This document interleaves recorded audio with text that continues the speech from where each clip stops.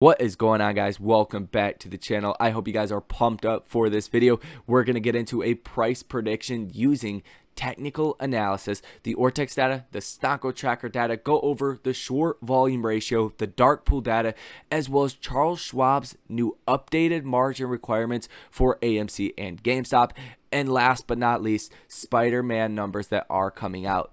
They have now topped over $1 billion.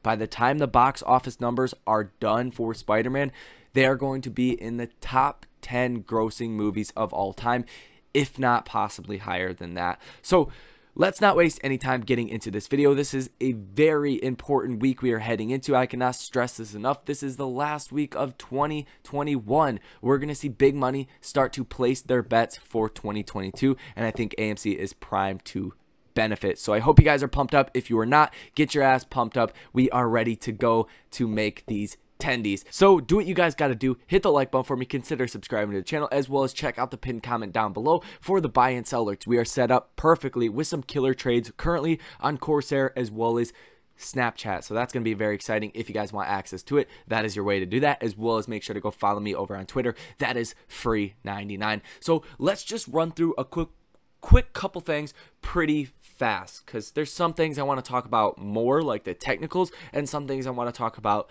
less. So first off, Charles Schwab has increased their margin requirements on certain securities. Car stock, DWAC, DWACU, DWACW, as well as AMC and GameStop, now at 200% margin requirements for short positions, 100% margin requirements for long positions. So essentially, if you just had your margin requirements go up 100% on you from 100% now to 200%, instead of just needing an equal amount of collateral for your position, now you need double that. So if you had $100 in a short position a week ago and you had $100 of high value collateral for that position, now you need $200 of high quality collateral for that same $100 short position. So I think it clearly shows what is to come for AMC stock, as well as puts a lot of additional pressure on the short sellers of AMC. Also, Spider-Man No Way Home is swinging past the $1 billion global box office today and $405 million domestically. These are huge numbers analysts have not been expecting for a very long time. So this is upsetting the short thesis yet again. You do not want to be short on AMC heading into 2022. Once more money flows into recovery stocks and mid-cap stocks, like I've talked about many times, you're going to see a big move in the month of January. The short thesis is dissolved. Now let's briefly go over the short data for AMC, and the short volume ratio is still incredibly high at about 54%, and this is FINRA reported, and there's a lot of dark pool trading activity that is going on, and the silver lining really is here that nothing can stop AMC. Nobody can stop AMC once we do actually start to moass. After all, AMC was searched more times in Google search in 2021 than the words stimulus check.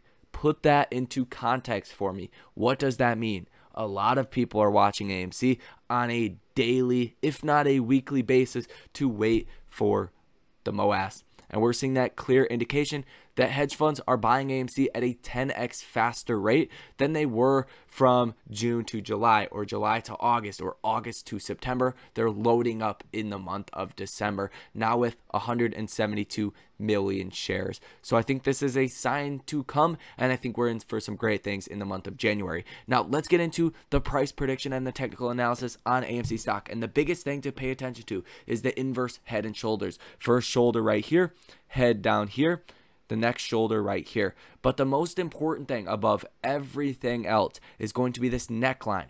The neckline is essentially the key level to signal a possible breakout because of the inverse head and shoulders, or a failed head and shoulders and take that next move to the downside. And it's basically the support of the two shoulders, and that's literally the neckline. It's right here on the neck of where the head does form.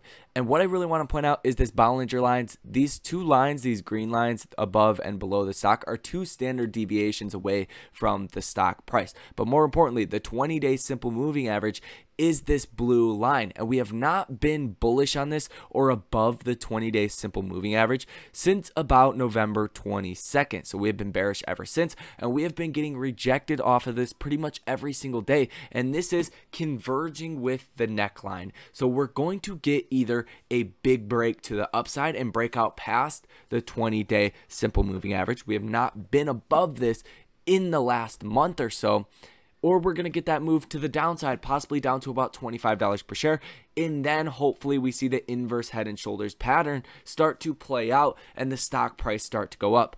I can't tell you what's honestly going to happen. We're right at this very important moment. I do think, given everything else I've said in all of these videos, that we will see a bullish response and we'll see the price go up. Now, I do want to edit the moving averages that I do have right here, because I want to go over the significance of these as well, because ultimately once we break out past some of these moving averages, that's when you really have the all clear to start going crazy. And the 200-day moving average is going to be very important. If we break above that 20-day simple moving average I just had, that's going to be at about $30 per share, $30.30 per share, and you break out past the 200-day moving average, this orange line right here at $32.64 per share, I think that's when you see the real breakout to the upside. I think that's when you pass above the 50-day, the 100-day, as well as possibly the resistance level at about $40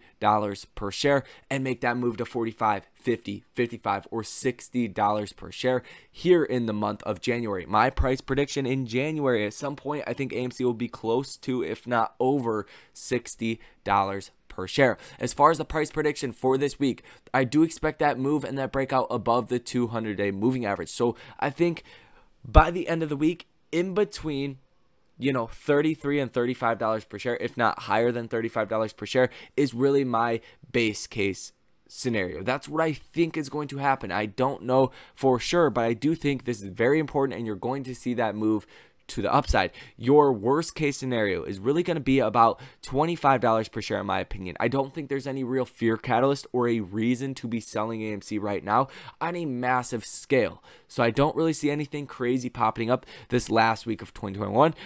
Worst case scenario, about $25 per share. Just to reiterate, I do think you'll be in between that range of about $33 to $35 per share by the end of the week, and that's very key. I want to see obviously a little bit of volume head into the stock, but I would like to see lower volume and a higher increase in share value, because ultimately once you get that volume that comes into the stock, that's when you see big moves to the stock price. If you're already seeing 100 million shares that trade hands on any given day and the stock's not moving around a lot, once you get 200, 300, 400, 500 million in volume that comes in, it's not going to move around all too much. Comparatively, if you see low volume and big price moves, like we've seen even back here, 144 million shares that traded hands, but we've seen a 20% move for the day. Not bad whatsoever. If the next day would have been 200 million in volume, we could have potentially seen a 30% positive day.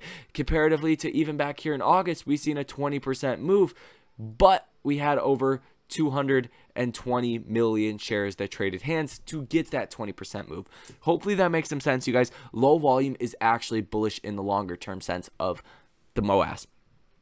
Also, let's get into some of the Ortex data. We're looking at 19.04% short interest of free float, 97.74 million shares that are sold short. Very large amounts. We're getting the exchange reported short interest data, I believe, on Monday, and that should come in between 20 and 25%. Looking forward to that and reporting that to you guys. Share utilization is 77.62%, days to cover 2.36. So if shorts want to get out of their short positions, it's very hard to do so. It's not easy to exit your AMC short position at the current moment. That is ultimately the biggest factor of a short squeeze, is the days to cover. Well, I shouldn't say that. That's probably a weird way to say it. Besides, obviously, the shares that are sold short. The days to cover is the gauge of what is happening with the short positions.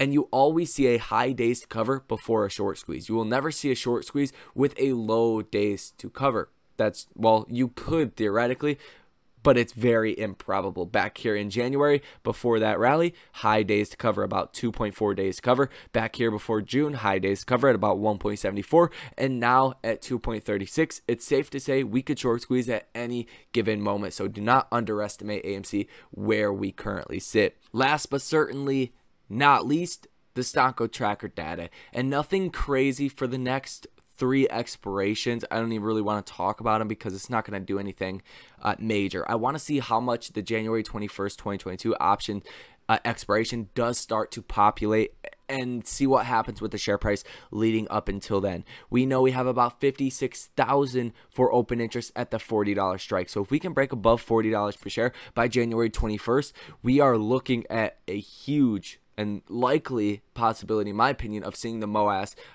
on this expiration week. So don't want to get you guys too excited, but it's looking good if it starts to look good, if that makes any sense at all. That's going to conclude this video. Not too much on the put side, not too much else to really say. I gave you guys the whole wrap of what you need to know here in this video. So hit the like button for me, consider subscribing to the channel. Let me know what you think about this information down below in the comment section. Love and appreciate you guys. Thanks for watching this video. Until next time, you guys take care.